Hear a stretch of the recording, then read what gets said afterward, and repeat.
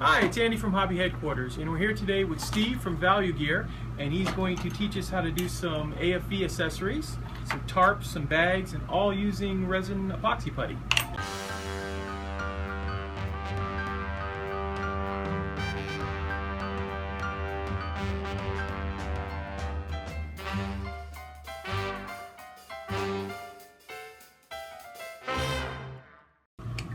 Alright, that's Knead-A-Tight epoxy putty, also known as green stuff, and I'm going to make some tarp rolls. So we take the two parts and we're going to mix it together until it looks like this. The cool stuff about Knead-A-Tight or green stuff is that you can work it with water. So I'm going to fold it out a little bit, dip it in my water, and I'm going to use a roller.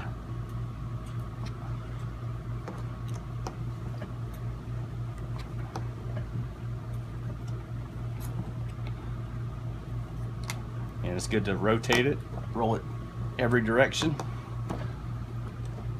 Kind of like, I don't know, I like to daydream that I'm a baker, making stuff. So with this, you could kind of stretch it out a little bit. You could use it as a tarp to cover over things. Use your toothpick to kind of wiggle it into shape. And how long do you have to work with that? About 1 to 2 hours before it cures. And I cut on my thing that says do not cut. Right. Trying to be careful. But we're going to make some tarp rolls instead.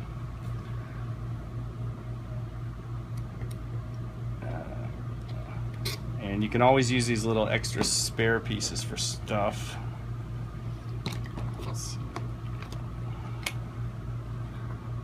Alright. So I'm going to roll that one more time, put some water on it.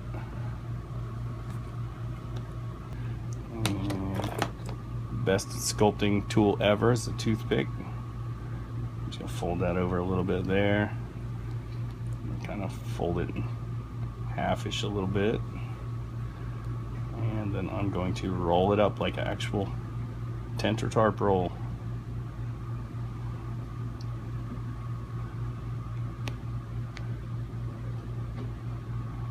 Add a couple little creases to it. And I'm just going to stuff it on top of here for right now. And I'm going to make some more.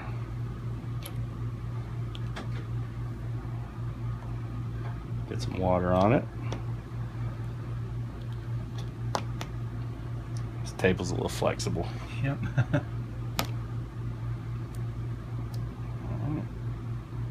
Still paper towel. Yep.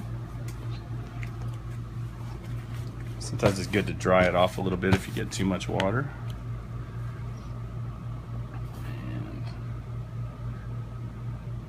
And roll this one up.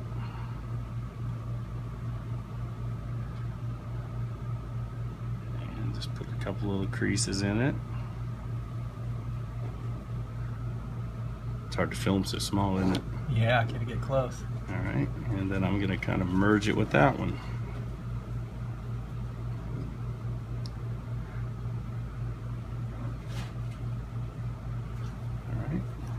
And the ends look very realistic.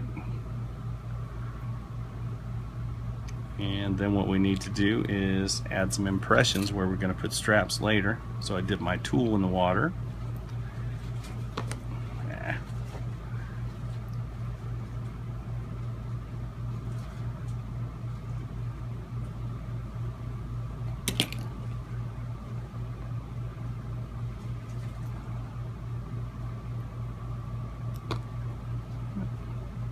This is why I work on glass cutting boards. Usually I work on glass and it would have stuck on there. Alright. That'll give us a couple places to put some nice neat straps and make it look more real, like they're actually cinched down tight.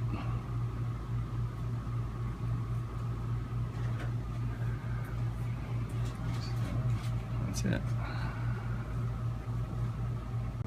Alright, and we're going to add a little tarp roll here and then a crate on top of it. It's a good way to add something to your existing model. Then you got to break out all the paint again.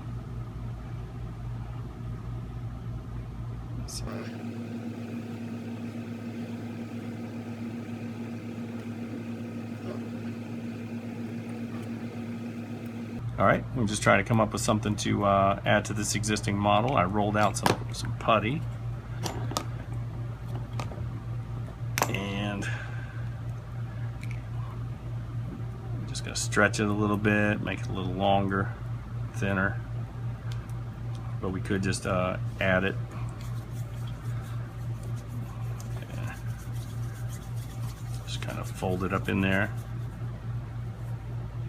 And don't make it nice and neat, because you know the guys in the battlefield weren't making everything nice and neat and pretty. The sloppier it is, the more realistic it'll probably look.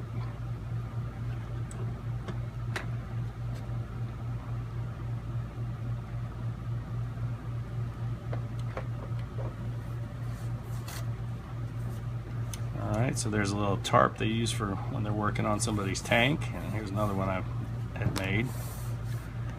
They just put it anywhere they could find somewhere to fit it. I got the Butterfingers today.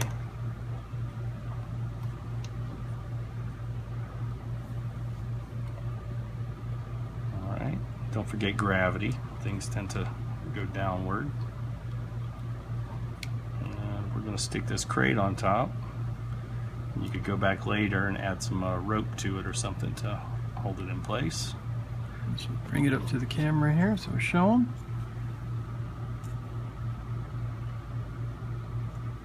Looks real good. Nice, simple, easy way to add something quick to your tank that makes it look more realistic and fantastic. Okay, another type of epoxy putty. This is Magic Sculpt. It comes in lots of colors, but it's epoxy putty similar to the Need-A-Tite or the green stuff, but it's reacts differently. You don't really use water with it except to smooth it, and it dries as hard as a rock. So, but for, say you had a bunch of stray pieces that you wanted to put together for like an engine deck, you could use this stuff to kind of, you know, rough some things together. You could throw a couple crates in there. And then you can come back and add some other things on top of it.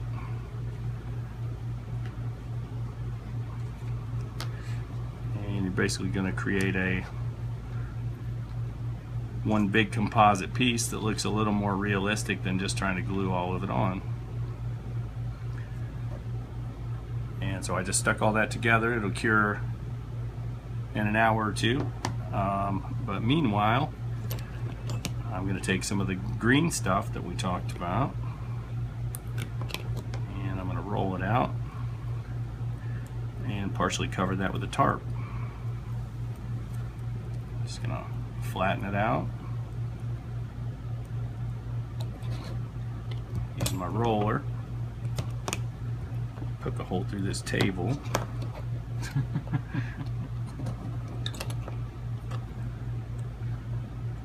Like a gorilla, like pushing hard on everything. Exactly. A little bit's good, a lot's better. Alright, so let's just say this is a makeshift tarp. I'm going to just stretch it out, give it a little odd shape. And then we're going to stick it on here. And then we're going to use my fancy sculpting tool called toothpick. And try to add some creases to it and a little gravity.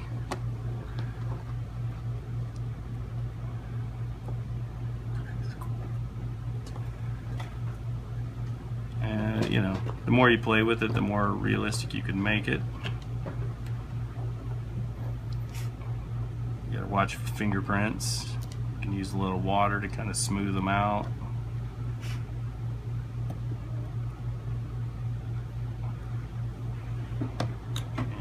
Take this piece and we'll roll up a nice little tarp roll for the top.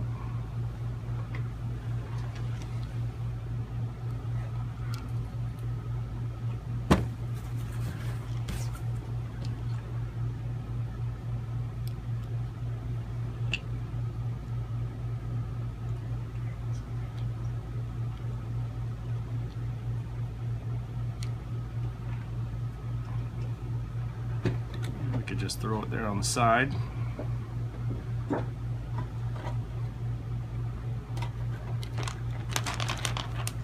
And we can throw another crate on there.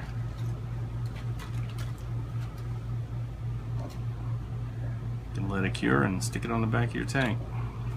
Go ahead. Okay.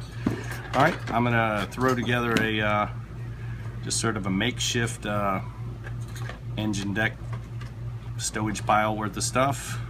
Just I'm gonna use some of this epoxy putty, and I'm just gonna throw a couple crates together. And the whole point of this is to make it look more realistic and make things fit together a little better than, you know, just super gluing it all side by side. But you know, nothing's straight, nothing's neat. You know, these guys were in a hurry or didn't feel like it, like making it nice and neat, because they're sick of fighting and whatever else they were doing.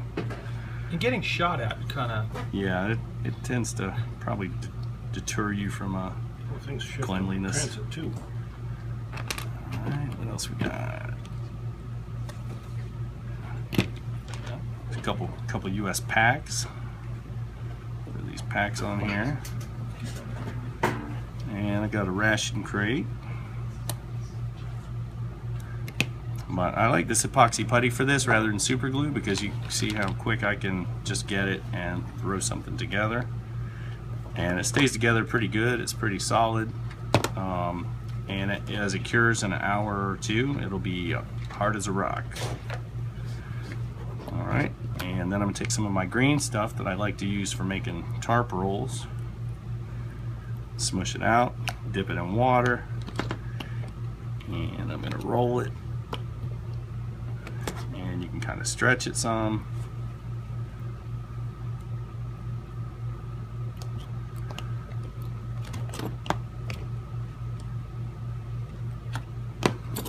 Alright, dry it off. Cut on my cutting board that says do not cut. And then I'm going to just kind of fold it in half and pick the side I want up and roll it up.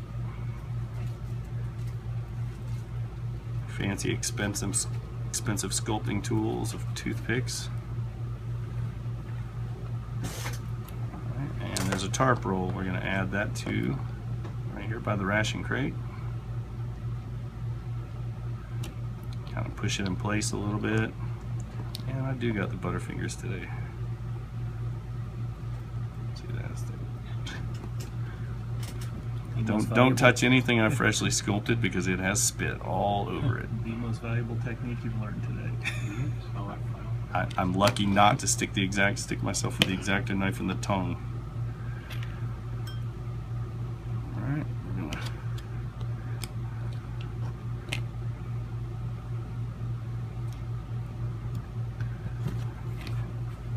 this is not hard to do, but I've probably rolled about 1 million tarp rolls at this point, so it takes a little longer, and you know, you got to get some practice.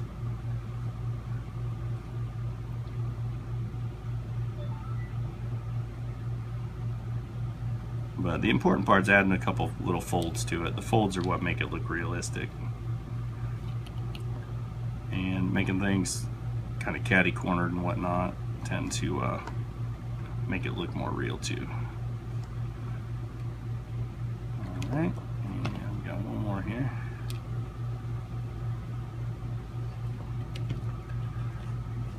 If you want just like a flat tarp that's been folded and piled up, you can kind of aim it and then just kind of zigzag it back and forth, push it into place.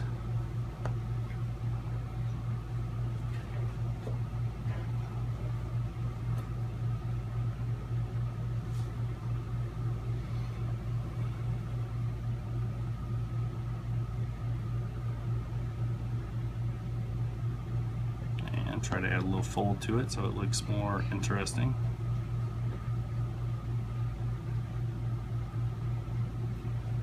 And if you wanted to, you could throw another little crate on it or whatever.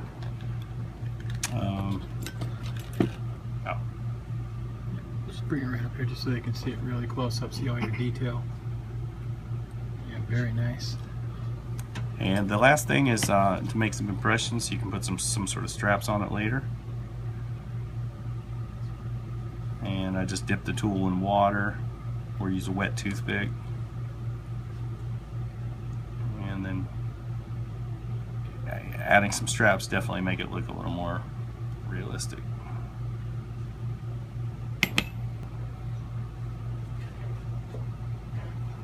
Alright, green stuff putty, putting a strap onto something. I'm going to roll it into a little, I don't know, what do you call that? What is that? A little rod.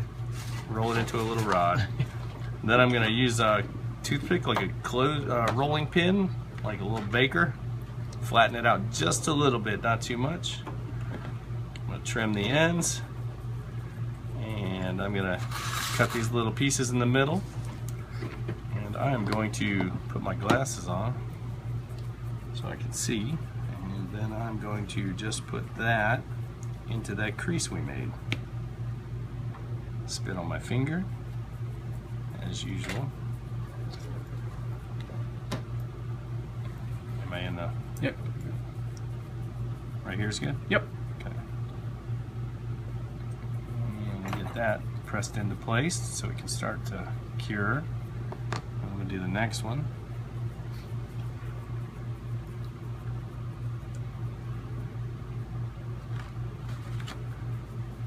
It's definitely a little harder, so you try not to make too much of the putty at a time, or it'll start to get Set up on you? yeah, it'll start to dry or cure before you even get finished.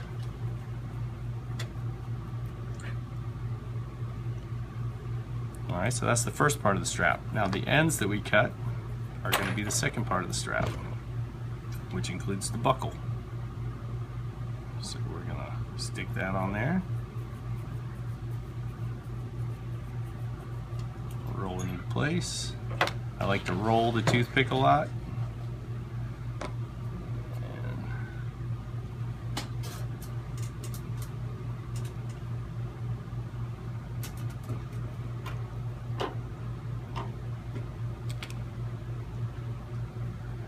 Alright, and then I got a handy dandy little poker tool.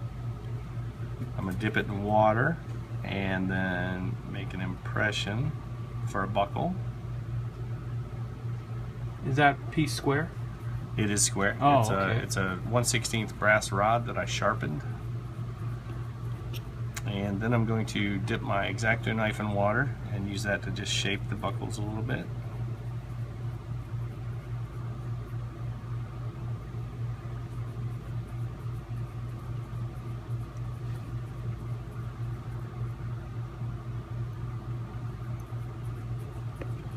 There we go.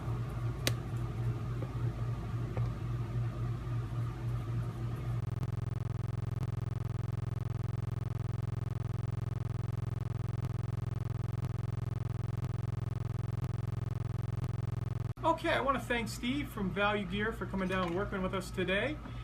If you'd like more information on his product, you can go to his website, which is www.valuegeardetails.com, or if you live in Phoenix, you can go buy Value Gear right here at Andy's Hobby Headquarters.